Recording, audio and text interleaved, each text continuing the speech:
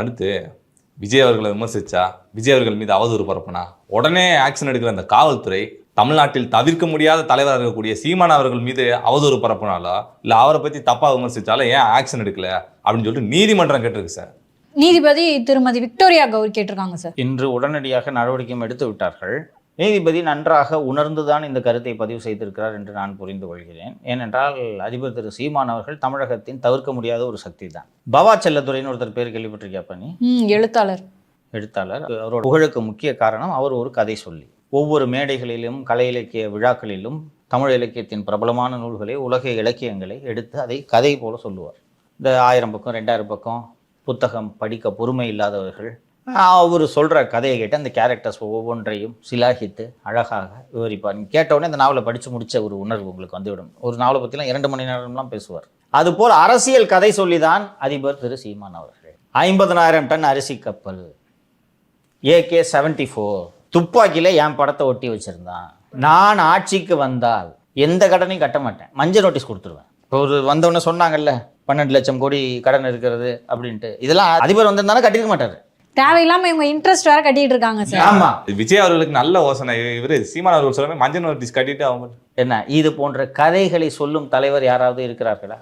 அப்ப அந்த விஷயத்துல தான் இவர் தவிர்க்க முடியாத தலைவரா? அதனால் தான் அவர் தவிர்க்க முடியாத தலைவர். இப்போ சாதாரண தலைவராக இருந்தால் நீங்கள் தவிர்த்து விட்டு சென்று விடலாம். இப்படி ஒரு கதை சொல்லும் தலைவரை நீங்கள் தவிர்க்க முடியுமா? ஏன்பா, வெறும் ட்ரைனிங் கொடுக்கறதுக்குனே கட்சி நடத்துகிற ஒரு கட்சி எங்கேயாவது இருக்குதாப்பா? சொல்லுப்பா, நீ எங்கேயாவது இருக்காப்பா? எங்கேயாவது இருக்கா? வென்றால் மகிழ்ச்சி, தோற்றால் பயிற்சி. வெறும் பயிற்சியே 18 வருஷமா கொடுத்துட்டு இருக்காங்க. இல்ல சார், இப்ப மாறிட்டார் சார். அண்ணே இடைத்தேர்தல சிரிச்சுட்டே உள்ள போறாரு. இல்ல மாறிட்டாரு, ஏன்னு கேளுங்க.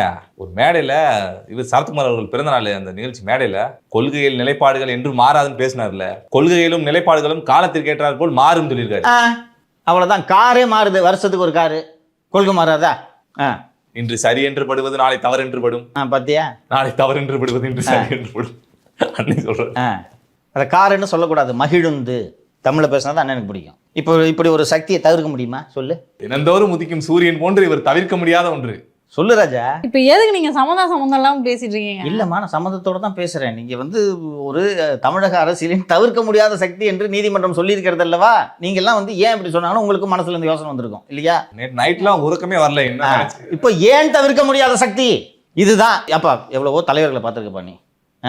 ஐயா பழநெடுமாறன்ல தொடங்கி, குமரியானந்தன்ல தொடங்கி, ராஜாஜி, ஜீவானந்தம், பெரியார், கக்கன், காமராஜர், வரிசையா சொல்லு. இம்புட்டு கதையை சொன்ன ஒரு தலைவரை காட்டியா? இவர் பாபா செல்லத்துறை, தென்கட்சி சாமிநாதெல்லாம் உற்ற இவர்கள்லாம் பேச்சாளர்கள், எழுத்தாளர்கள், அரசியல் தலைவர்.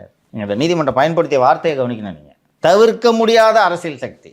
நீ தவிர்த்து பாரு, வேற ஒருத்தனை கதை சொல்லியா? இம்புட்டு கதையை அது உணர்ச்சி பொங்க சொல்லணும். அதுதான் மெயின். அது அண்ணன் மாதிரியே சொல்றேன். ஒருத்தர் இருக்கானாங்க இப்படி கதை சொல்ல ஒருத்தனை சொல்ல.